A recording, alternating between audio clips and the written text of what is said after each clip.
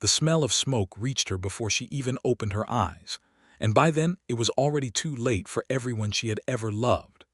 Etta Hawthorne lay face down in the creek bed, the cold water pressing against her cheek. Her fingers dug into the mud as though the earth itself might swallow her whole and keep her safe from whatever terror had descended upon the Hawthorne homestead in the dark hours before dawn. She did not know how long she had been there. She did not know much of anything except that the world above the creek bank was on fire, and the screaming had stopped, and the silence that followed was worse than anything she had ever heard in her 22 years of living. It was the year 1873, deep in the New Mexico territory, where the land was wide and merciless and beautiful all at once, and where a family of 7 could be reduced to 1 in the space of a single night. She waited until the orange glow faded from the sky above her. She waited until even the crackle of burning timber had gone quiet. And then she waited a little longer still, because some part of her understood that the moment she climbed out of that creek bed and looked at what remained of her family's homestead, the life she had known would be permanently and irreversibly gone. Eventually the cold of the water became too much for her body to bear, and she pulled herself up the muddy bank on shaking arms and she looked.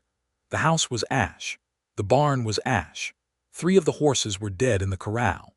Her father's wagon, the one he had been so proud of, the one he had driven all the way from Tennessee 12 years ago, was a blackened skeleton in the yard. And scattered across the ground in the gray light of early morning were the shapes of the people she had loved most in the world. Her father, Jonas Hawthorne, who had believed in this land with every bone in his body. Her mother, Clara, who had kept a pot of something warm on the stove every single morning of Etta's life. Her older brother, William, who had taught her to ride a horse when she was 4 years old. Her younger sister, Rose, who had only just turned 17. Her Uncle Thomas and his wife, Margaret, who had come to visit just 2 weeks before, intending to stay the winter. Etta did not scream. She had no screaming left in her. She simply stood in the yard in her soaked dress, her dark hair tangled with creek mud, and she looked at all of it, and she let herself feel every last bit of the devastation, because she had survived and they had not, and the least she could do was bear witness to what had been taken. She did not know with certainty who had done this. She had heard riders in the night, heard shouting in voices she did not recognize, heard the first shot that had sent her scrambling out of her bedroom window in a panic she could not now fully account for. She had run toward the creek on pure instinct, the same instinct that had always made her father say she was the most level-headed person he had ever known. That instinct had saved her life, and she was not yet sure she was grateful for it. She spent the rest of that day doing what needed to be done, because doing was the only thing she knew how to stop herself from shattering completely. She found a shovel in the ruins of the barn that had somehow survived the fire, its handle charred but usable. She dug for hours in the hard New Mexico soil, until her hands bled and her back screamed, and the sun had crossed the sky and begun its descent. She buried her family beneath the cottonwood tree at the edge of the property, the one her mother had always said was the prettiest thing for 100 miles. She marked each grave with stones she carried from the creek bed. When it was done, she sat beside the graves until dark, and then she made herself get up, because sitting beside graves in the dark in the open New Mexico territory was the kind of thing that would get a woman killed, and she had done too much work surviving to let that happen now. She found what remained of the homestead supplies. The root cellar had survived mostly intact beneath the ruin of the house floor. She found dried beans, a sack of cornmeal, some jerked beef, 3 tins of peaches, a jug of molasses, and her mother's cast iron skillet, which was indestructible by its very nature. She found one of her father's rifles that had been left against the outer wall of the house and had somehow fallen clear of the worst of the fire, though the stock was scorched. She found a wool blanket singed at one corner.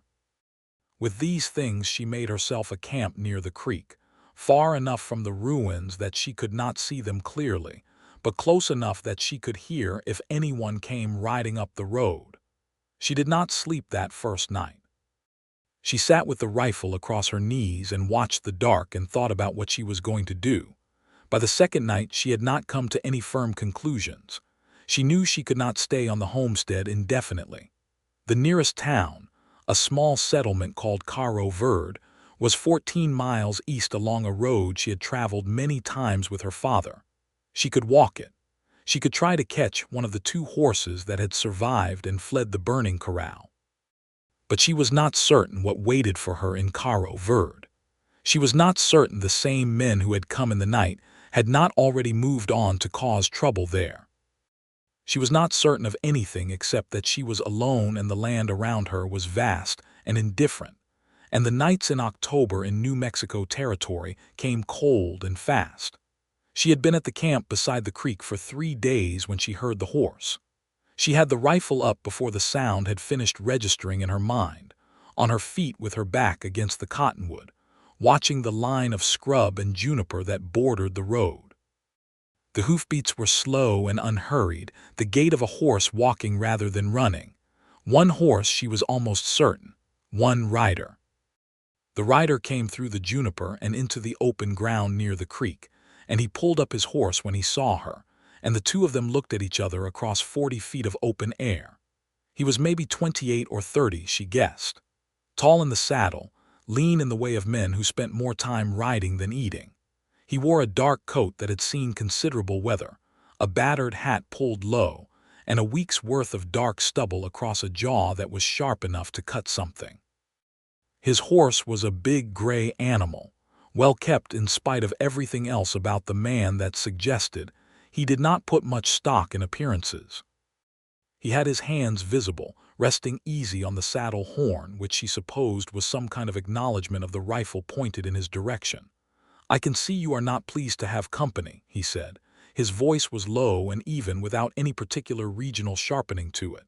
"And I understand that, but I am going to ask you to hear me out for 1 minute before you decide anything with that rifle." "Talk fast," Etta said. "My name is Graham Maddox. I am riding through from Tucson, heading generally north, no particular destination. I came up the road this morning and I could smell the smoke from the homestead from a mile out. I investigated because that is the kind of man I am, and I found the graves beneath the cottonwood. Fresh graves, 6 of them." He paused. "Then I found your camp. The fire ring is still warm. The supplies are arranged by someone who knows what they are doing, but there is only enough for 1 person for maybe a week, 2 if you stretch it, and you are alone out here." Etta kept the rifle steady. "You have told me your name and your observations. You have not told me what you want." "I want to know if you are all right," Graham Maddox said. "And before you tell me you are fine, I want to say that I would not believe you, and I do not think you would believe yourself." Something in his voice caught at her in a way she did not expect and did not particularly welcome. There was no performance in it. He was not saying the things a man says when he wants something. He was saying what he meant. "I am alive," she said carefully. "I am not injured. That is not the same thing as all right." "No," she agreed. "It is not." He dismounted then, slowly, keeping his hands where she could see them. He looped the gray's reins around a juniper branch, and then he stood on his side of the 40 feet of open air between them with his hat in his hands, and she was struck by the fact that he did not come any closer without permission. "Those graves," he said. "Were they your family?" "All of them," she said. The words came out flat and precise because that was the only way she could say them without breaking apart. "My father, mother, brother, sister, my uncle and his wife, 6 people." Graham Maddox was quiet for a moment. The kind of quiet that was not empty but full of something he was choosing not to put into words yet. "I am sorry," he said finally. "There is nothing I can say that touches that, so I will not try. I will just say I am sorry." Etta lowered the rifle, not all the way, but enough. "What is it you are actually proposing, Mr. Maddox?" "I am proposing that I camp nearby for a few days. That I help you figure out what your next step is. That I ride into Caro Verde with you if that is what you decide to do, or that I help you find another option if that is not what you want." He looked at her steadily. "I am not going to leave a woman alone out here in a situation like this. I recognize that you do not know me and that my word means nothing to you yet. I understand that, but I am not leaving." "That sounds like something you do not have the authority to decide," Etta said. "You are right that you can make me leave," he said. "You have a rifle and I am not going to argue with it. But if you fire it, you will give away your position to anyone in the area, and I suspect you have already thought of that, or you would have fired it already. So I am going to propose again that you let me camp on the other side of the creek, far enough that you can see me from your camp and close enough that I can hear you if something happens. And tomorrow morning we can talk more rationally about what the plan is." Etta looked at him for a long time. She had her father's eyes, dark and direct, the kind of eyes that tended to make people feel examined. She used them now, looking at Graham Maddox the way her father had taught her to look at a horse or a stretch of ground you were not sure about, looking for the thing that was off, the thing that was trying to hide. She did not find it. "Fine," she said at last. "The other side of the creek, and if you come across to this side without being invited, I will shoot you in a part of the body that is not fatal but that you will regret very much." "That is entirely fair," Graham Maddox said, and he went back to his horse and led it across the shallow creek to the other bank. She watched him make his camp from a careful distance. He was efficient about it. Not the kind of efficient that comes from trying to impress someone, but the plain, automatic efficiency of a man who had set up and broken down camps so many times that the process required no thought. He hobbled the gray, laid out his bedroll, built a small and very controlled fire. He boiled coffee and did not offer her any, which she actually appreciated because it meant he understood that she was not quite ready to be in that kind of proximity to another person. She slept a little that night, more than she had the 2 nights before. She was not sure whether that was because she was simply exhausted past the point of continued wakefulness, or because there was something in knowing another person was nearby, a warm fire on the other side of a shallow creek, that allowed her body to let go of its vigilance just enough. She woke at first gray light to the smell of coffee and found that Graham Maddox was sitting on his side of the creek with a cup in his hand, looking out at the land, not at her. There was a second cup sitting on a flat stone at the edge of the water, which was clearly meant for her to collect at her own discretion. She went and got it. The coffee was strong and slightly bitter and very hot, and it was one of the finest things she had tasted in recent memory. She stood on her side of the creek and drank it, and he remained on his side, and the creek ran between them, and overhead the first real light of the day began to spread across the sky in colors that were, unfairly and almost insultingly, beautiful. "I need to go to Caro Verde," she said when the coffee was half gone. "I need to report what happened. And I need to figure out what comes after that. I know the sheriff in Caro Verde," Graham said. "His name is Aldous Kern. He is not the worst lawman I have encountered, which is about as good as I can honestly recommend him." "How do you know the sheriff in Caro Verde if you are just passing through?" "I passed through Caro Verde about a month ago on my way south. I had some business there." He was quiet for a moment. "I am a former deputy out of a town called Ridgeline up near the Colorado border. I left the position about 8 months ago." "Why did you leave?" He turned his head and looked at her across the creek, and she saw something move through his expression that was complicated and old.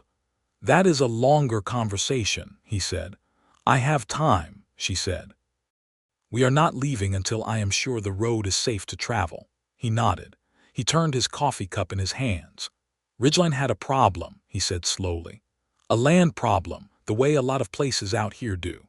There was a man named Carver Halst who was acquiring property in the area, acquiring it through means that were not entirely legal or ethical or decent.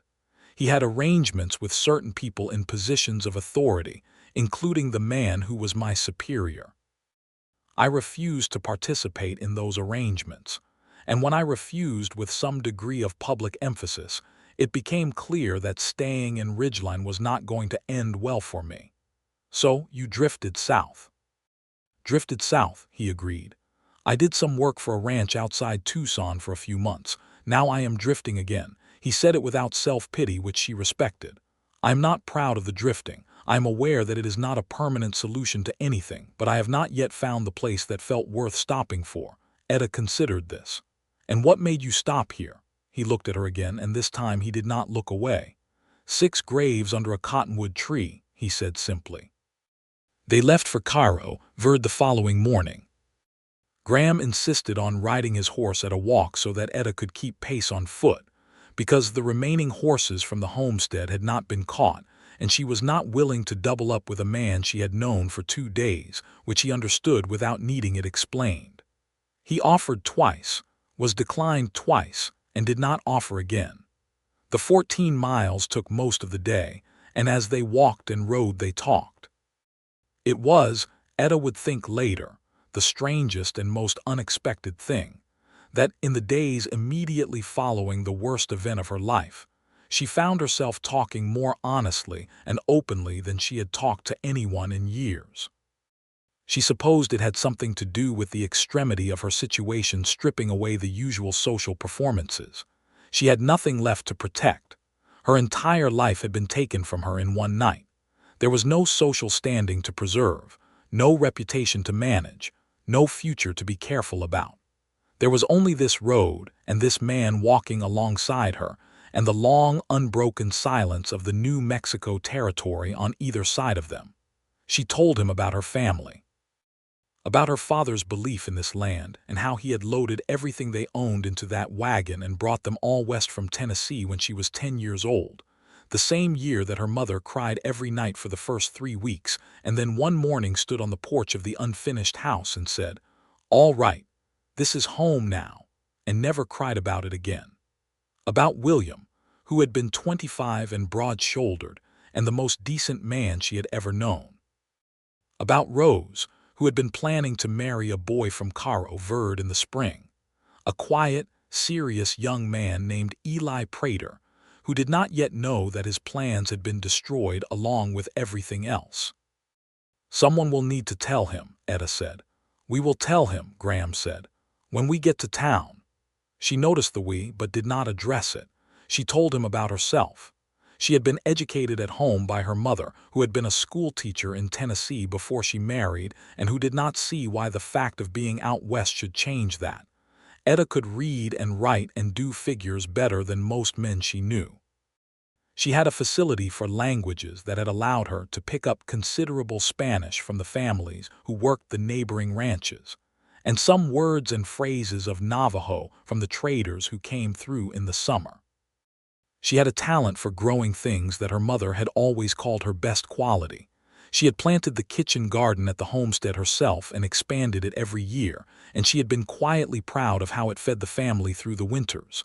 "None of that is gone," Graham said, when she described the garden in a way that was more eulogy than description.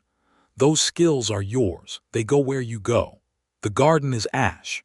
The garden is ash, but you know how to make another one." She looked at him sidelong. He was not saying it to comfort her in a shallow way. He was saying a true thing which was different. "Tell me something about yourself that is not about Ridgeline," she said. He thought about it. "I grew up in Missouri. My father was a blacksmith. I have 2 younger sisters, both married, both settled, both with more sense than I have ever had. I have a tendency towards stubbornness that has got me into more trouble than anything else in my life. I can cook adequately over a fire, but I cannot cook in a kitchen to save my life. I read when I can find books. I am better with horses than with people, generally speaking." "You seem reasonably adequate with people," Etta said, which was high praise considering her present frame of mind. "I appreciate that," he said, and she saw the edge of a smile that was not quite a smile. It was more like the possibility of a smile, something that had the shape of one without fully committing. They arrived in Cairo Verde in the late afternoon. It was a small town, the way most towns in the New Mexico territory were small, a main street of perhaps 10 buildings, a livery, a general store, a hotel that also served food, a saloon, the sheriff's office. The kind of place that was either going to grow into something or dry up and blow away, and it had not yet decided which. People looked at them as they came down the main street. A woman on foot with mud on her boots and grief written clearly across her face, accompanied by a lean stranger on a gray horse. It was not the sort of combination that failed to attract attention. Sheriff Aldous Kern was a heavy-set man in his 50s with a gray mustache and the kind of eyes that had seen enough of the world to stop being shocked by most of it. He stood up from behind his desk when Graham Maddox walked in, and his expression shifted into something that was recognition mixed with wariness. "Maddox," he said. "Sheriff Kern," Graham said. "This is Etta Hawthorne. Her family's homestead is 14 miles west on the Alamos Road. 3 nights ago someone attacked the property. She is the only survivor." Kern looked at Etta with the full weight of his attention, the wary look replaced by something that was more decently human. "Miss Hawthorne," he said, "sit down, please. Tell me everything you can." Etta sat down and she told him. She told him what she had heard, what she had seen, what she had found in the morning. She described the riders she had not been able to see clearly in the dark, the voices that had shouted in English, the direction from which they had come and which they had ridden off toward. Kern listened without interrupting, making notes on a piece of paper. When she finished, he set down his pen and looked at her steadily. "Miss Hawthorne, I have to tell you something, and I want you to be prepared for the fact that it may be difficult to hear." She looked back at him with the same directness she had used on Graham Maddox across the creek. "Say it plainly," she said. "I have got through worse than plain speech today." "There have been 3 other incidents in the last 2 months, Kern said. "Homesteads along the Western Road, all of them attacked at night, all of them burned. Livestock taken or killed. In the first 2 incidents, the families were fortunate enough to be away from the property. In the third, a man named Crosby was killed." He paused. "What I believe is happening is that there is a group of men, we think 4 or 5 of them, who are systematically driving settlers off the western land in this area. We believe they are working for someone who wants that land cleared, though we have not yet been able to determine who is directing them." Etta was very still. "You knew this was happening," she said, "and no one warned the homesteads on the Western Road." Kern had the grace to look uncomfortable. "We sent a rider out 2 weeks ago to pass word to the outlying properties." "We did not receive any rider," Etta said, and her voice was careful and controlled, which was more frightening than if she had shouted. "I know," Kern said. "I am sorry, Miss Hawthorne. I am profoundly sorry. What happened to your family should not have happened, and I intend to find the men responsible." Graham, who had been standing near the door with his arms folded, spoke for the first time since the account began. "What do you know about who is behind it?" "I have suspicions," Kern said. He looked at Graham with an expression that communicated something layered. "There is a land speculator who has been moving through the territory. A man named Victor Sessoms. He has been buying up property, or claiming to have bought it, all along the western corridor. I believe he is having these attacks carried out to force the remaining settlers to sell or abandon their claims." The name dropped into Etta's mind like a stone into water, and she sat with the ripples of it. Someone had ordered the deaths of her family for land, for dirt and grass and the possibility of profit. The monstrousness of it was so vast that it almost became abstract. "Is there anyone I can notify?" she asked. "Relatives or acquaintances of yours who should know what has happened?" She thought of Eli Prater. "There is a young man in town," she said. "His name is Eli Prater. He was engaged to marry my sister Rose." She paused. "He will need to be told." Kern nodded. "I know the Praters. I will see to it personally." He looked at her with genuine concern. "Miss Hawthorne, do you have anywhere to stay? Family elsewhere?" "No family," she said. The words were new and strange in her mouth. "Not anymore." She stayed at the Caro Verde Hotel that night, in a room that Graham Maddox paid for without making any kind of production about it, simply speaking to the woman at the desk and pressing coins into her hand before Etta could object. She objected anyway. "I will pay you back," she said. "You do not have to," he said. "I know I do not have to," she said. "I am telling you that I will," he nodded. "All right." She slept for 12 hours. When she woke, it was fully morning, and she lay in the unfamiliar bed and stared at the ceiling and let herself exist in the strange, suspended state that follows catastrophe. where the grief is too large to fully hold, and so it simply sits inside you like a stone, and you move around it as best you can. She got up and washed her face in the basin and went downstairs. Graham was in the dining room with coffee and a plate of eggs, and he looked up when she came in and pushed the coffee pot toward her side of the table, which was by now a language she understood. "I need to find work," she said, pouring her cup. "I have enough money to stay here for perhaps a week. After that, I need income." "What kind of work?" "Whatever work there is. I can cook, I can keep accounts, I can teach, I am well read enough to run a schoolroom if there is a need for one." She paused. "I can manage a garden, and I know enough about land and planting to be useful on a ranch." Graham looked at her for a moment over his coffee. "Caro Verde has a schoolhouse," he said, "but I believe they have had the same teacher for some years. The hotel might have kitchen work." Or he paused. "Or what?" she said. "There is a ranch about 8 miles north of here, the Dalton Ranch. It is one of the larger operations in the area. I met the foreman when I passed through in September. His name is Cal Rutherford, and he mentioned they were short-handed. There might be work there cooking for the crew, managing the household accounts. Could you take me there?" He looked at her in a way that was not quite surprised but was something adjacent to it. "You want to go today?" "I want to go today," she said. "Sitting in this town feeling people look at me with pity is not something I can sustain." The edge of that almost smile moved across his face again. "I will saddle the horse," he said. The Dalton Ranch was a considerably larger operation than the Hawthorne homestead had been, with a main house of several rooms, a bunkhouse, a proper barn, and several outbuildings. The man who ran it was not Dalton himself, but rather his widowed sister, a sharp-eyed woman of about 50 named Frances Dalton, who had taken over the management of the property after her brother had moved to Santa Fe 3 years ago for reasons that no one fully explained. Frances Dalton looked at Etta Hawthorne with the same direct appraisal that Etta had been using on other people her whole life, and seemed to reach a rapid conclusion. "I have heard about the Hawthorne homestead," she said.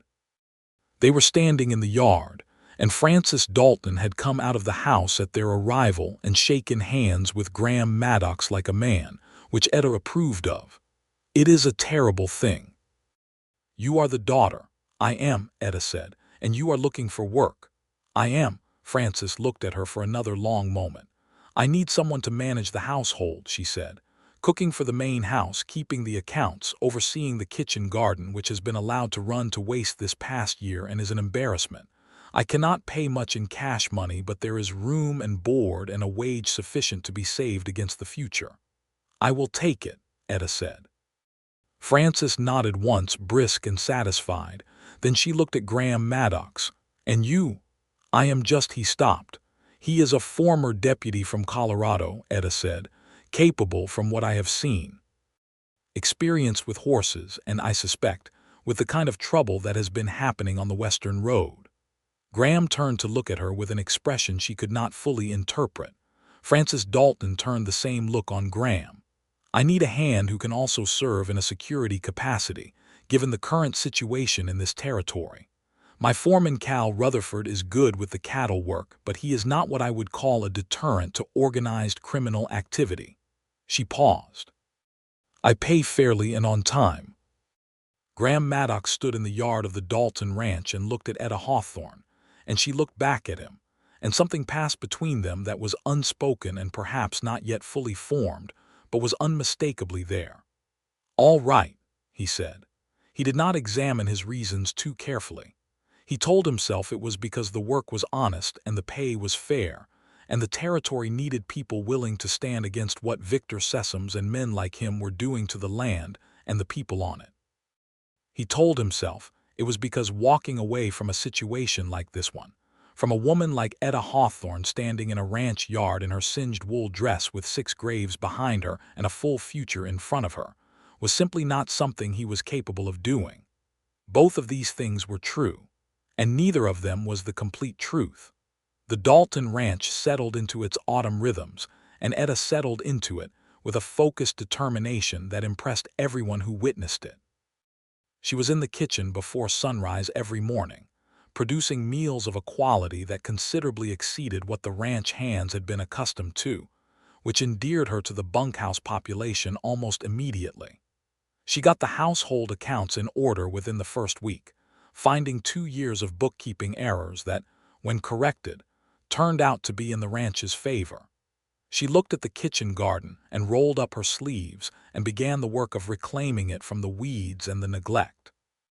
It was in the garden that Graham Maddox first found excuses to come and talk to her during the working day.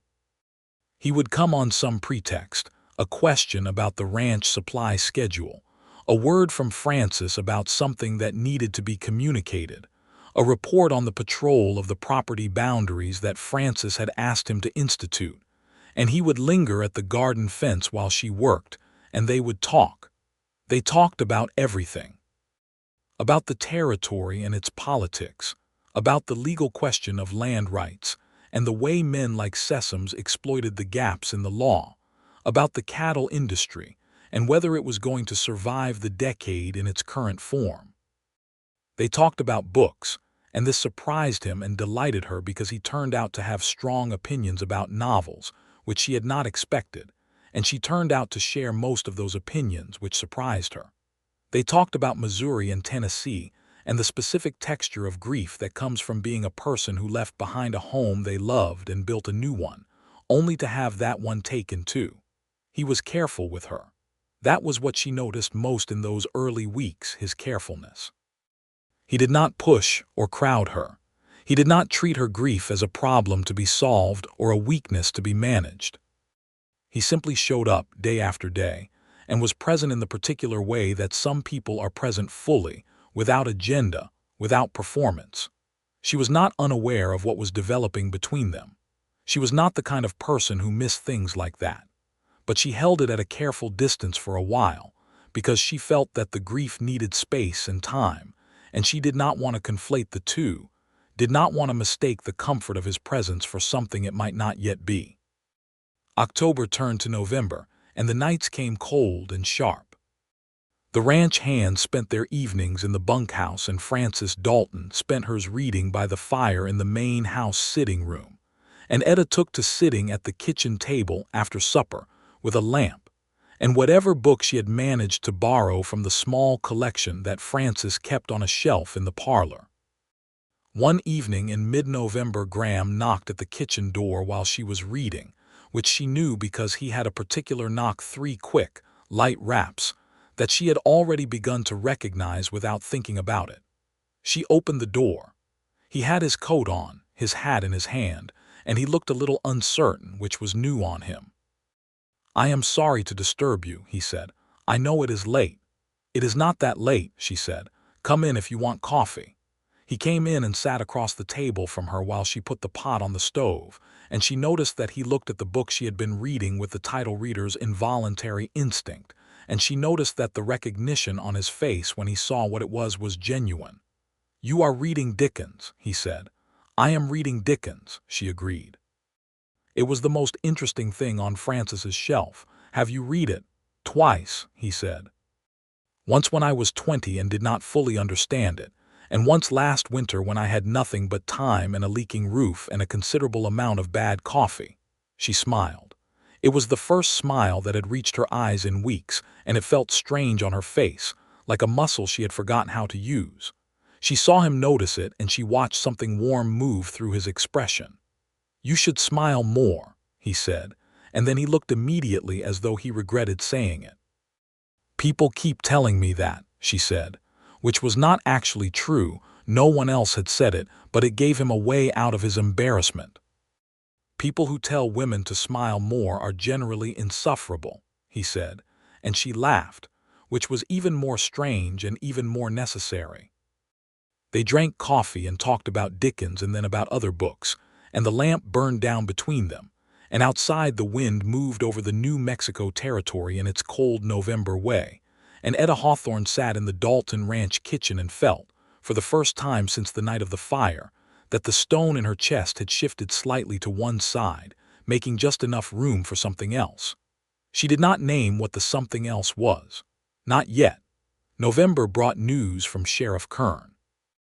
He sent a writer out to the Dalton ranch with a letter addressed to Etta, which Francis brought to her in the garden with a careful expression. The letter informed her that Victor Sessoms had been identified through the testimony of one of the men who had been apprehended in connection with the attacks on the Western Road homesteads. 2 men had been arrested. 3 others, including the man believed to have directly led the raid on the Hawthorne property, were still being sought. Sessoms himself had been confronted by federal marshals who had jurisdiction in the territory, and there were charges being prepared, though the legal process, Kern wrote with the careful understatement of a man who had dealt with the law long enough to have opinions about it, would take some time. Etta read the letter twice. She folded it carefully and put it in her apron pocket. She stood in the garden with her hands dark from the earth and looked out at the long view to the west, toward the place where her family lay under the cottonwood tree. Graham found her there an hour later. He did not ask what was wrong. He simply came and stood beside her and looked at the same view and waited. "They are working toward justice," she said finally. "It will not be fast, it may not be complete, but they are working toward it." "That is something," he said. "It is," she agreed. "It is something." She was quiet for another moment. "I want to go back there to the homestead just to check that the graves are still in order. I want to be sure the markers have held."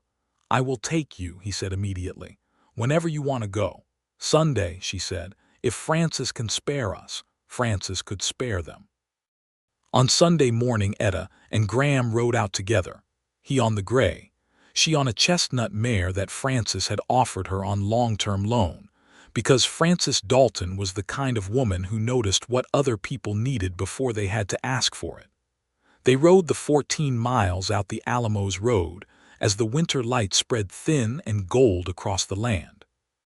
The New Mexico territory in late November had a particular quality of stillness, as though the cold had pressed the sound out of the world, and they rode through it mostly in silence, the comfortable silence of 2 people who had moved past the need to fill every quiet moment with words. The homestead looked like what it was, a place that had been abandoned to the elements. Without people to maintain it, the ruins would slowly return to the land, the charred timber collapsing further with each rain and wind. The corral fence had partially fallen. Weeds were already beginning to reclaim the yard, but the graves under the cottonwood were intact. The stone markers stood exactly as Etta had placed them. The cottonwood itself held its last remaining leaves with a yellow stubbornness that seemed, if she wanted to be fanciful about it, like a kind of loyalty. She stood at the graves for a long time. Graham stood several yards back and gave her the space to do it. She talked to them. She talked quietly, not caring that he could hear the murmur of her voice even if not the words. She told her father that the land he had believed in was still here. She told her mother that she was all right. She told William that she was sorry she had not been there. She told Rose that she had found out that Eli Prater was devastated, which she had learned from one of the ranch hands who knew the Praters, and that he had asked about a service, and that she had told Sheriff Kern to tell him yes, there would be a service in the spring when the ground was better suited for it. She told them she had met someone. That surprised her, the fact that she said it, and she did not elaborate, but standing at her family's graves in the winter light of the New Mexico territory, she told them she had met someone who was good. She thought her mother in particular would want to know that. When she turned away from the graves, Graham was looking at her, and the expression on his face was one she had not seen there before, open and unguarded in a way that made him look younger and also, somehow, more entirely himself. "Are you ready?" he said. "Yes," she said. And then, because she had just been talking about him without saying his name, and because honesty had become the mode she lived in now, "Graham." He looked at her. "Thank you," she said, "for not leaving." He was quiet for a moment. The wind moved through the cottonwood and the last yellow leaves came down around them. "Thank you for letting me stay," he said. They rode back to the Dalton ranch side by side, and somewhere on that 14-mile road something shifted between them. Some final distance closed, and they both knew it, and they rode the rest of the way in a silence that was warmer than most conversations. December came, and the Dalton Ranch prepared for winter in the way of working ranches everywhere in that time, laying in supplies, reinforcing structures against the cold, bringing the cattle to the lower pastures where the grass lasted longer. Graham worked alongside the ranch hands with a competence and a willingness that had long since earned their respect, and Francis Dalton told Etta over coffee one morning that Graham Maddox was the most valuable addition to the property she had made in 5 years, which was Francis's highest form of praise. Etta told Graham this. He was predictably uncomfortable with the compliment, in the particular way of men who work hard and do not know what to do when that is acknowledged. "She is generous," he said. "She is precise," Etta said. "She does not say things she does not mean. If Francis Dalton says you are the most valuable addition she has made in 5 years, she has done the accounting to back it up." They were in the barn. He had been checking the horse's hooves after a long day, and she had come to bring coffee because the evening was cold, and the barn was warmer than the yard, and she had taken to noticing where he was and finding reasons to be in the same general area, which she had stopped pretending to herself that she was doing accidentally. He took the coffee and looked at her with that warm, careful look that had become the central fact of her days. "Can I ask you something?" he said. "Yes. Are you happy here?" She thought about it seriously, the way she did everything. "Happy is a complicated word," she said. "I am sad. I will be sad for a long time, but I am, yes. There is something in me that is happy here, particularly lately." She held his gaze. "Are you?" He looked at her for a long moment, and then he said, simply and without any of the uncertain hedging she might have expected, "I have not been happy like this in years. I had forgotten what it felt like." "And what does it feel like?" she asked, keeping her voice steady, which required some effort. "Like I am somewhere I am supposed to be," he said. "Like the drifting is finished." Like he stopped and looked at the coffee cup in his hands and then back at her. "Like you," he said, which was not a complete sentence and was also the most complete thing he had said. Etta set her own coffee cup carefully on the fence post beside her. "Graham," she said. "Etta," he said. And then there was a moment, one of those moments that are rare enough to be remarkable, where two people have arrived at the same place from different directions and recognize each other without any further negotiation needed. And he crossed the small space between them and she let him. And he kissed her once, with the same carefulness he brought to everything. And she kissed him back with more certainty than she had felt about anything since the night she climbed out of the creek bed. He pulled back after a moment and looked at her, searching her face for something, and she let him look until he found it. "I did not want to rush you," he said. "I know," she said. "I did not feel rushed. I want to be clear about my intentions," he said, which was the most endearingly formal thing she had ever heard, and she felt warmth rise in her chest that had nothing to do with the barn's shelter from the cold. "Are your intentions good?" she said. "They are the best I have," he said. "Which is to say, they are entirely serious and entirely respectful and entirely directed toward you." "That sounds adequate," she said, which was the highest praise she had given anything since she arrived, and he understood that, and the almost smile became an actual smile, full and unguarded, and it transformed his face into something she wanted to keep looking at. "You should smile more," she told him. "I was told that people who say that to other people are insufferable," he said. "I may have been wrong about that," she said. Winter settled over the ranch and over the territory, and Etta and Graham moved through it in the careful, deliberate way of two people who understand that what they are building is worth building properly. He was a consistent and attentive presence in her days without being suffocating. She was warmly open to him without losing the self-possession that was fundamental to her character. They talked constantly, about everything, about nothing, about the past and the future, and the particular quality of the light at particular times of day in this particular part of the world. He told her about his sisters. Their names were Ruth and Josephine, and he wrote them letters regularly, which she found out when she saw him writing at the bunkhouse table one evening and asked what he was doing. He told her he had told them about her. She asked what he had said. He read her the relevant passage from Ruth's letter, which said, "Tell me more about this Etta Hawthorne.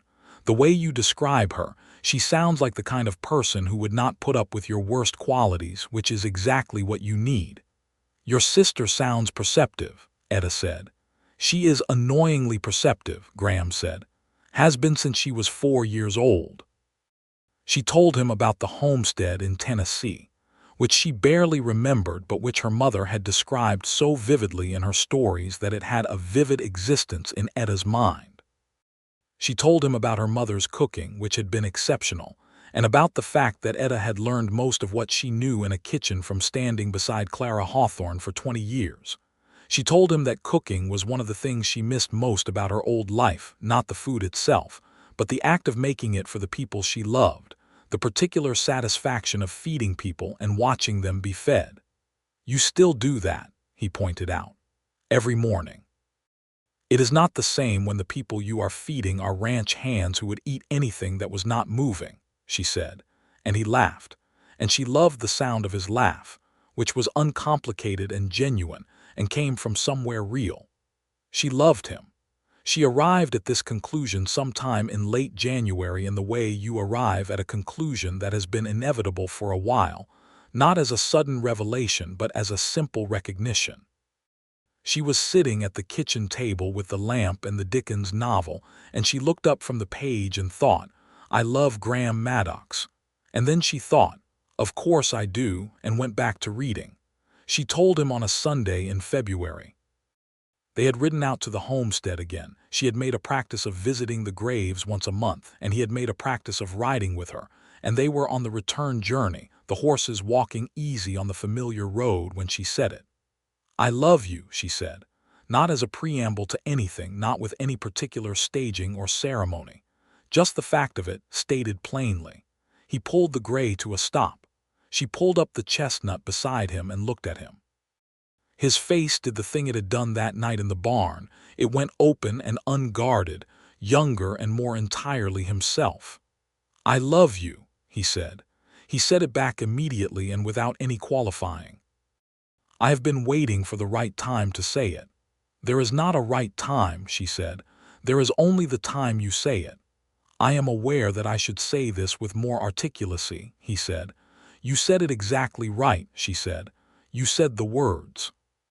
He reached across the space between their horses and took her hand, and she let him hold it, and they sat on the road in the February light of the New Mexico territory with their horses breathing quiet steam in the cold air. And she thought about her father, who had believed in this land with everything he had, and she thought that she understood him now in a way she had not fully before, because she was beginning to feel the same way herself. The news from Sheriff Kern arrived in March. Victor Sessoms had been formally charged by federal marshals with conspiracy to commit fraud, as well as being implicated in the deaths of Jonas Hawthorne, Clara Hawthorne, William Hawthorne, Rose Hawthorne, Thomas Hawthorne, and Margaret Hawthorne, along with the death of a man named Crosby from the first homestead attack. 2 of the men directly involved in the raids had entered into agreements with federal prosecutors. The case would go before a federal court. It was not everything. It was not enough. But it was the machinery of justice beginning to move, however slowly and imperfectly, and Etta sat with Kern's letter and felt something release in her chest that had been locked tight since October. Not forgiveness. She was not sure she had that in her yet, and she was not sure she needed to, but something. Some acknowledgement from the world that what had happened was wrong and that the wrong was being addressed. Graham was there when she finished reading the letter. He had been. He was always there. "They will face consequences," she said. "Yes," he said, "it will not bring them back." "No," he said. He did not say anything else because there was nothing else to say, and he understood that. "But it matters," she said, "that the law is trying, that someone looked at what happened to my family and said that was wrong and someone must answer for it." She folded the letter. "My father believed in the law. He believed in the systems people build to hold each other accountable. He would want to know that the system is trying, even when it is imperfect." "He sounds like a man worth believing in," Graham said.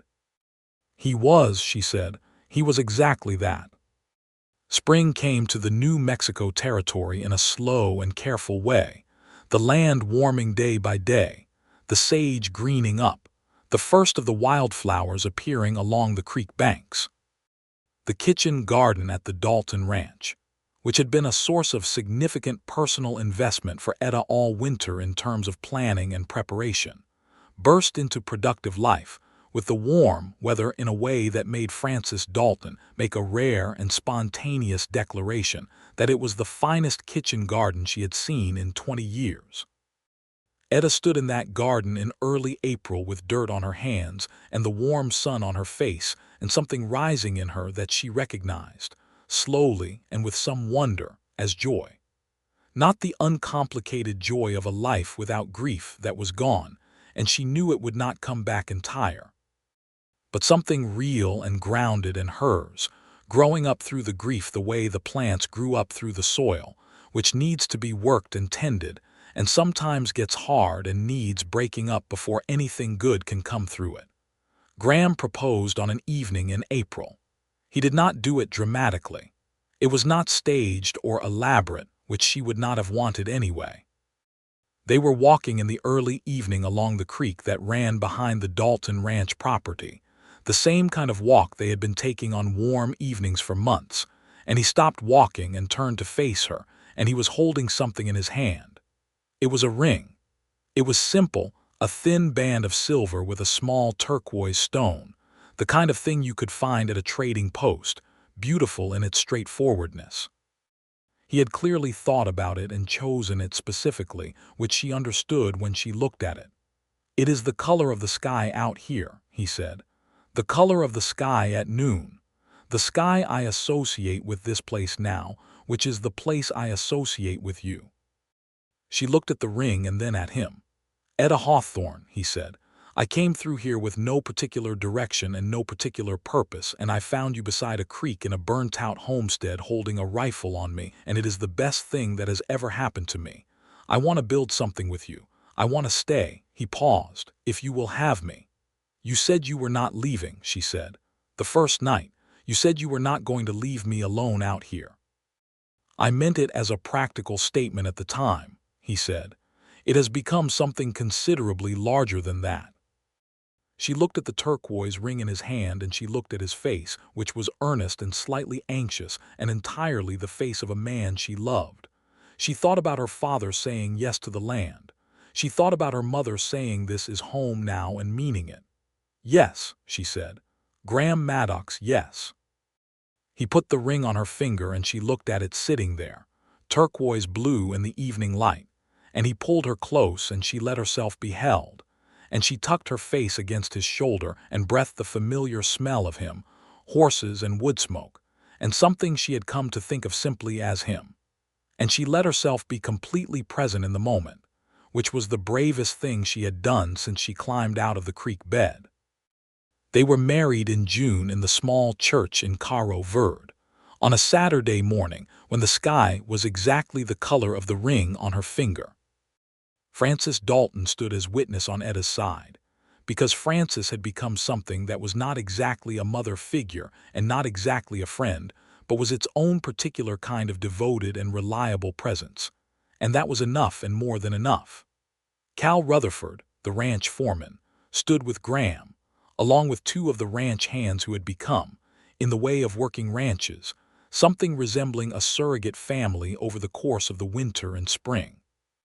Sheriff Kern attended and brought with him a letter that had arrived at his office from the federal court, informing Etta that Victor Sessoms had entered a guilty plea on several counts of the charges against him, including the deaths of her family, and that the sentencing would come in the fall.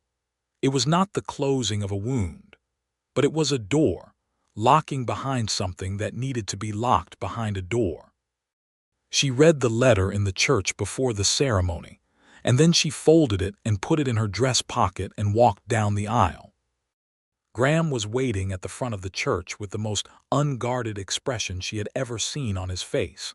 Not just the almost smile or the full smile, but something beyond both of those. Something that was the expression of a man who is exactly where he needs to be and knows it. She walked toward him and he reached for her hand and she gave it. The minister spoke the words and they repeated them back. And when he said you may kiss your bride, Graham kissed her with the same particular combination of tenderness and certainty that had characterized everything he did. And the small gathering of people in the church made the sounds that people make at weddings. And outside, the June sun of the New Mexico territory fell on the church roof, and on the main street of Caro Verde, and on the long road that ran 14 miles west to a homestead, where 6 people lay under a cottonwood tree, people she carried with her always, inside her wherever she went. Frances Dalton gave them the use of the main house for their first night, removing herself with characteristic briskness to stay with a friend in town, leaving behind a cold supper laid out on the kitchen table with a note in her sharp handwriting that said only, "Welcome home." They spent that evening in the main house kitchen, eating the cold supper and drinking the bottle of wine that had appeared alongside it. Frances's generosity extended to the practical and talking, the way they always did.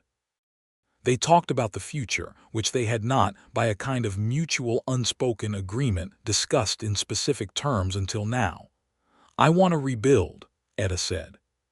She said it the way she said most important things, plainly, looking at him directly.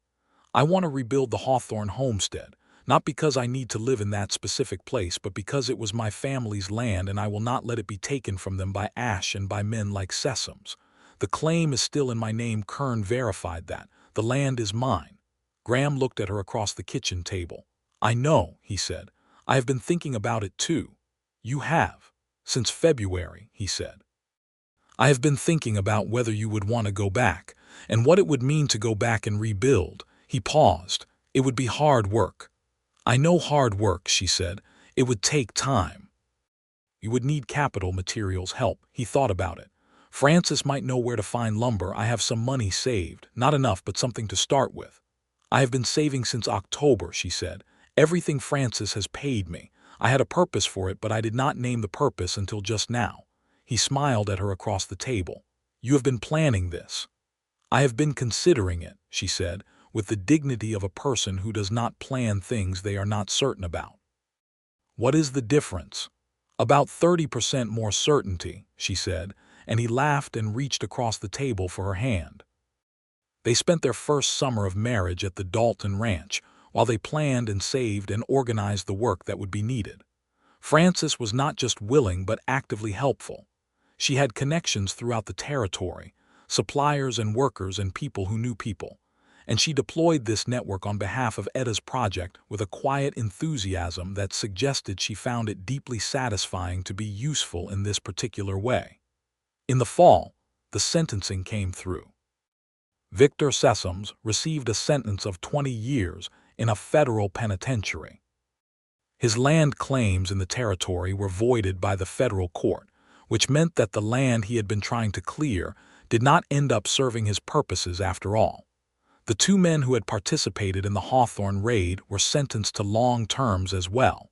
Etta received this news with the same still composure she brought to most things. She sat with it for an evening. She went to the graves in her mind, the way she did every day, and she told them. She thought her father would have said the law had done its job, imperfectly and slowly, but done it.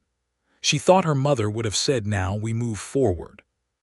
She told Graham that evening, and he held her while she processed the news, and she cried for the first time since those very first days, not the rigid stone-walled grief of the acute aftermath, but a softer, more open kind of weeping that felt, when it was done, like something that had needed doing.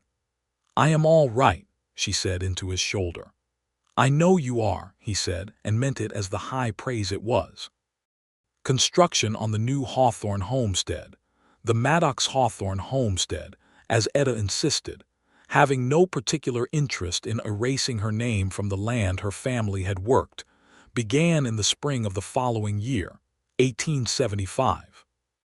Graham organized the work crew with the same competence he brought to everything practical. Frances supplied lumber contacts and general guidance. Cal Rutherford came out several Saturdays with ranch hands to help with the heavy work, which was the kind of generosity that is particular to working communities in hard land, where people understand that the favor will come back around. The new house was not a replica of the old one. It was better designed, better built, better positioned for the wind patterns and the water access. Etta drew the plans herself. She had an understanding of practical space that turned out to translate naturally into rudimentary architecture. And Graham helped refine them with the knowledge of structural requirements that he had accumulated from years of watching and doing. The cottonwood at the graves was incorporated deliberately into the property, not as a dark thing, not as a monument to grief, but as a living thing that was simply part of the land, the way her family was simply part of the land, present in it, belonging to it. She planted a garden, of course. A proper kitchen garden, larger than the one she had grown on the original homestead, because she was planning for more people than had been there before, and because she had learned that a garden is the kind of optimism you can eat. They moved into the new house in August of 1875, 2 years almost to the month after the fire. They brought with them their possessions, their savings, their 2 horses, and the cast iron skillet that had survived the original fire in the root cellar, which Etta had kept all this time specifically, because it had belonged to her mother and was indestructible and would outlast everything, and because there was something she found comforting about that. On the first evening in the new house, she cooked supper on the new stove and set the table and called Graham in from where he had been checking the new barn. And he came in and stopped in the kitchen doorway and looked at the room, at the table set for 2, at the lamp burning, at the cast iron skillet on the stove, at her standing in the middle of it all. And she saw him do the thing she had come to love most about him. The thing where he was entirely present in a moment and let himself feel it without trying to manage it. "We built this," he said. "We built it," she agreed. "Your family would be," he stopped, choosing the words carefully. "They would be glad," she said. "My father would walk the perimeter of the property and point out everything he would have done differently, and then he would tell me it was the best homestead in the territory. My mother would inspect the kitchen and approve of the stove, and probably rearrange 2 things without asking. William would have tried to build the barn himself to prove something and gotten in your way." And Rose, she paused, and the pause was gentle rather than painful, which was how she knew she had arrived somewhere she had been working toward all this time. "Rose would have been so happy for me that she would have cried. She always cried when good things happened. She said it was a waste not to." Graham crossed the kitchen and kissed her, his hands warm on her face, and she leaned into him and thought, home. The word did not sound like loss anymore. It sounded like what it actually was, which was a thing built and tended and chosen, over and over every day. A year after they moved into the new house, in the September of 1876, Etta told Graham that she was expecting a child. She told him in the kitchen, which was where most of the significant things in their life happened, with the lamp burning and the coffee on the stove and the cast iron skillet hanging on its hook on the wall. He was still for a moment, and then he reached for her hands and held them both, and she watched him feel the enormity of it move across his face in the unguarded way that was entirely his. "We are going to be parents," he said, as though confirming it. "In approximately 6 months," she said. "Give or take." "Are you?" He looked at her with a searching concern that she had come to understand as the form his love took when it was worried. "Are you well? Are you feeling well?" "I am feeling exactly as one might expect," she said. "Which is to say, sometimes very well and sometimes quite otherwise. But yes, I am well." He brought her hands to his mouth and pressed his lips to her knuckles with a tenderness that was, even after 2 years, still capable of catching her off guard in the best way. "I am going to write to Ruth," he said. "She will be insufferably happy." "I am going to write to Frances," Etta said. "She will be efficiently happy, which is more useful." The winter passed in the way of winters on a working homestead, full and demanding and occasionally beautiful in ways that still surprised her. The way the snow lay on the New Mexico territory and turned the familiar land strange and bright. Graham was attentive in a way that was practical rather than hovering, which suited her exactly. He took on the heavier outside work without comment, and without making her feel diminished by it. She continued to manage the house and the accounts and the garden planning and the correspondence, which had expanded as the homestead became more established, and they developed connections with neighbors and suppliers and the broader network of the territory.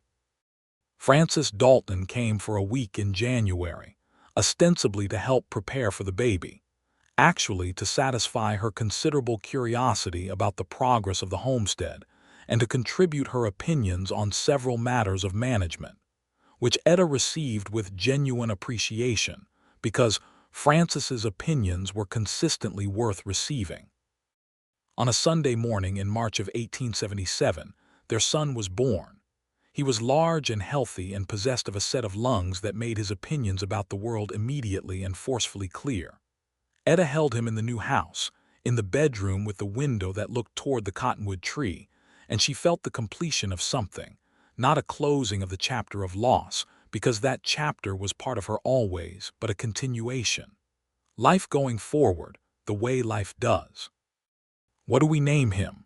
Graham said.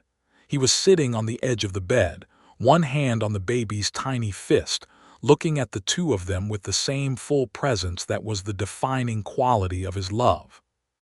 Etta had thought about this. "Jonas William," she said, "for my father and my brother." He looked at her. She looked back at him. "And Graham for a middle name," she said, "because I would like my son to know from the beginning whose qualities he is being asked to live up to." He did not say anything for a moment. She had noticed that the moments when Graham Maddox was most moved were the moments when he said the least, because he needed to wait until he was sure the words would come out intact. "Jonas William Graham Maddox," he said finally. "It is a great deal of name for a small person," she said. "He will grow into it," he said. "He is already halfway there." Jonas William Graham Maddox was, as it turned out, a person of considerable character from the very beginning. He had his mother's dark eyes and his father's disposition toward stubbornness, which manifested early and energetically. He was curious and determined, and from the time he was old enough to follow his father around the homestead, committed to the project of learning everything there was to learn about horses, which Graham said was either a sign of good sense or unavoidable heredity, probably both. The homestead grew around them. They added a proper smokehouse the summer Jonas turned 1. They acquired a milk cow the fall he turned 2. They expanded the garden the following spring, which had become a project that Etta approached with something approaching scientific ambition, experimenting with what the New Mexico soil and climate could support, building on what she knew and learning what she did not yet know from the Navajo traders who came through, and whose knowledge of the land ran centuries deep. She had begun, with the help of the trading connections and a Spanish-speaking neighbor named Doña Reyes, to learn more formally. She had always had words and phrases. Now she was developing a working conversation, which opened the world around her in ways she found endlessly interesting, and which allowed her to negotiate more effectively at the trading post, which was gratifying on a practical level. Graham watched her do this with the particular expression he wore when she did things that impressed him, which was a quieter version of the open face she had fallen in love with. "You are extraordinary," he told her one evening, which was not the kind of thing he said casually, which was why it meant what it meant. "I am practical," she said, "which amounts to the same thing out here." The spring that Jonas turned 3, they discovered that another child was on the way. This time Etta felt it with a different quality of feeling, still profound, but settled, grounded in the confidence of already knowing how this went, already knowing the shape of this life. She told Graham in the garden, which was where she was when she was most herself, kneeling in the dirt with her hands in the soil, and Jonas industriously digging beside her with a small trowel, convinced he was helping. Graham crouched down in the garden beside them both, and Jonas immediately abandoned the digging in favor of climbing onto his father's back, which was a routine they had apparently established. Graham let himself be climbed without taking his eyes off Etta. "Another one," he said. "Another one," she confirmed. Jonas, from his perch on his father's back, said something in the rapid, confiding way of 3-year-olds that neither of them could fully parse, but that contained the word horse in it, which was his solution to most situations. Not a horse, Graham told him. A baby brother or sister. Jonas considered this with the seriousness of a person evaluating a disappointing alternative. Can it ride? He said. Not immediately, Etta said. Then a horse is better, Jonas concluded and went back to the trowel. Graham looked at Etta over their son's dark head, and she saw his face do the thing she had catalogued and loved now for years, the warmth and the presence and the genuine, uncomplicated joy that he had once told her he had forgotten how to feel. I am so glad I found you, he said. She thought about this in the way she thought about everything, directly and honestly. She had been thinking about it for years, in various forms. About the particular confluence of circumstances that had put him on the Alamos Road on that specific morning. About the chain of decisions and accidents and tragedies that had led to the two of them being in the same place at the same time. I am glad you did not leave, she said, which was the truest way she knew to say it. Their daughter was born in November of 1880, during a rainstorm that moved across the territory for 2 days and made the world smell like sage and wet earth, which Etta would always associate with the day her daughter arrived.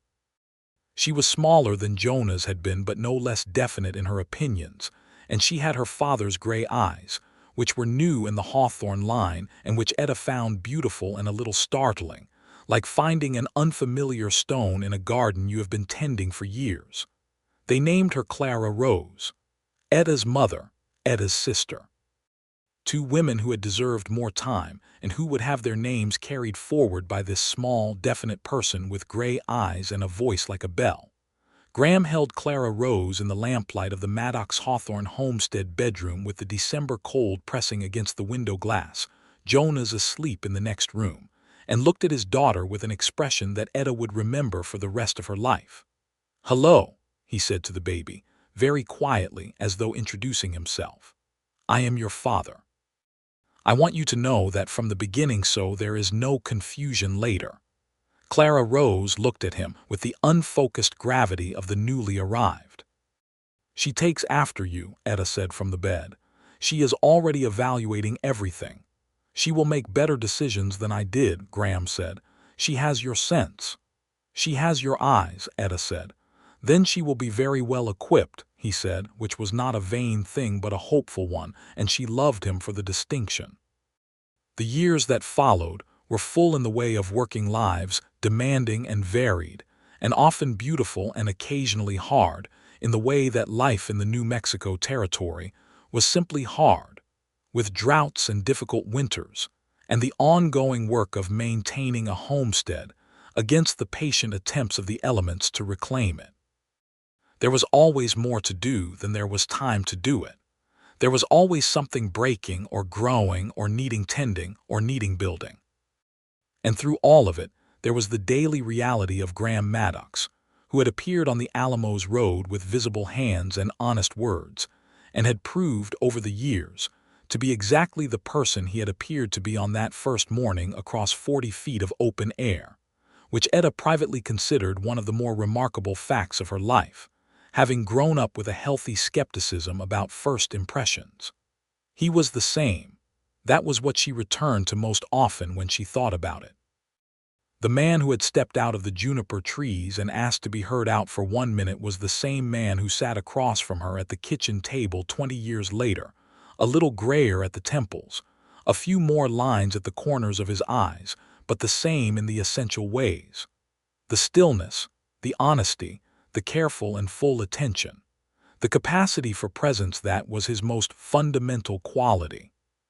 She told him this once, on a summer evening when they were sitting on the porch of the house that they had built together, watching Jonas, who was 16 by then and tall like his grandfather Jonas had been, working with the horses in the corral with the focused seriousness that had always been his dominant mode. Clara Rose was inside doing her lessons. She had inherited her grandmother Clara's love of books and her mother's precision with figures, and she read with a speed and absorption that regularly astonished Etta, who considered herself a serious reader. "You are the same," Etta told Graham. "I have been thinking about that."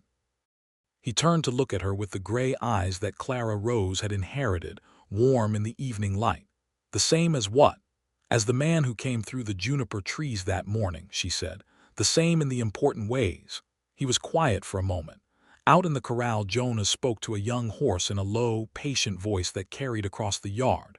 The cottonwood at the graves cast its long summer shadow across the grass. "I hope that is a good thing," he said. "It is the best thing," she said. "It means I have been able to trust what I saw." He reached for her hand on the porch railing and covered it with his, the way he had done 10,000 times in 20 years, and she turned her hand over and held on. The graves under the cottonwood were tended every month. Jonas had taken over the maintenance of the stone markers when he was old enough. He had done it first with his father, and then continued to do it with a quiet seriousness that told Etta he understood what he was doing and why. Clara Rose sometimes went with him and sometimes did not. When she did, she brought wildflowers, which she left without ceremony. In the spring of the year that Jonas turned 17, a writer came to the homestead with a letter from a law office in Santa Fe. The letter informed Etta that the legal proceedings related to the Hawthorne massacre had reached their final conclusion, Victor Sessoms having died in federal prison in February, and that the official records of the case were being closed. The letter confirmed, in the formal language of legal documents, that the Maddox Hawthorne homestead's land claim was clear and uncontested. Etta read the letter at the kitchen table. Graham was there. He was always there. "It is finished," she said. "Yes," he said. She sat with that for a moment. Outside, through the kitchen window, she could see the cottonwood and the garden and the long, clear view to the west that her father had always said was the finest view in the territory. She thought about him standing on the original homestead's porch, looking at that same view, believing in it. She had believed in it too. She had built her life in it, under it, from it. "I want to do something to mark it," she said. "Something for the graves, a proper marker, not just stones." "What did you have in mind?" Graham said. She had thought about this before she said it, the way she always thought before she said important things. "A proper headstone for each grave," she said, "with their names, so that anyone who passes that cottonwood tree will know who they were. Jonas Hawthorne, Clara Hawthorne, William Hawthorne, Rose Hawthorne, Thomas Hawthorne, Margaret Hawthorne." She paused. "They were here. They built something here. They deserve to be known." Graham looked at her with full attention. "I will ride to Car Verde tomorrow and find out about a stonemason," he said. "Thank you," she said. He reached across the table and she met him halfway, the way they always did, and they held on. The headstones were installed in June, carved from good stone by a mason from Santa Fe who came recommended by Francis Dalton, who was still corresponding with them from Car Verde, still sharp and precise and deeply interested in the progress of the homestead. The headstones were simple and clear, the names carved deep so they would last. The day they were installed, Etta and Graham stood at the graves with their children, Jonas, tall and serious, and Clara Rose with her wildflowers, and Etta spoke. She spoke about each of them. She spoke about her father's belief in this land, and about her mother's love and her brother's decency, and her sister's warmth and her uncle and aunt's quiet presence. She spoke until she had said everything she had been holding for the children to hear, because they had asked over the years, and she had always told them what she knew. But this felt like the moment to say it formally, to put it into the world as clearly as the names in the stone. When she finished, Jonas put his hand on her shoulder, the way Graham did, which was something he had learned by watching for 17 years, and she felt how much of both of them was in him. Clara Rose tucked her wildflowers at the base of each headstone, carefully, one by one, without being asked. Graham stood beside Etta through all of it, his hand at the small of her back, present the way he had always been present. They stood there for a long while after, the four of them, in the good June sun of the New Mexico territory, with the cottonwood above them and the long view to the west and the homestead behind them, the house they had built, and the garden she had grown, and the barn and the corral, and the life assembled piece by careful piece from the wreckage of the worst night of her life. She was 31 years old. She had lost everything once and built it back. She had a husband who was exactly who he had seemed to be on a first morning across 40 feet of open air. She had a son with her father's name and her father's eyes, and a seriousness that would serve him well all his life. She had a daughter with gray eyes and a bell voice, and a love of books that would take her anywhere she wanted to go. She stood at her family's graves, and she felt the grief, and she felt the love, and she felt the life, all three together, the way they are when you have lived long enough and honestly enough to stop keeping them in separate rooms. She thought about a girl in a creek bed in the dark, pressing her hands into the mud, waiting for the fire to go out. She thought about climbing out of that creek bed and looking at what was left. She thought about 6 graves she had dug alone and the smoke still rising, and the knowledge, somewhere below conscious thought, that she was going to have to build everything from nothing. She had done it. Not alone, she had not done it alone. The man standing beside her had made sure of that, from that very first morning when he stepped through the juniper trees with his hands visible and his voice steady, and said, "I am not leaving you alone out here," and meant it in ways that neither of them had fully understood yet. She turned to him. He was looking at her, which he always was, with those gray eyes and that full attention that was the greatest gift of her life. "Let us go home," she said. He took her hand. Their children fell in beside them. They walked back through the June grass to the house they had built on the land that had always been theirs. And Etta Hawthorne Maddox walked through the door of her own life with the sun on her face, and the man she loved beside her, and she did not look back, because everything worth keeping had already come with her.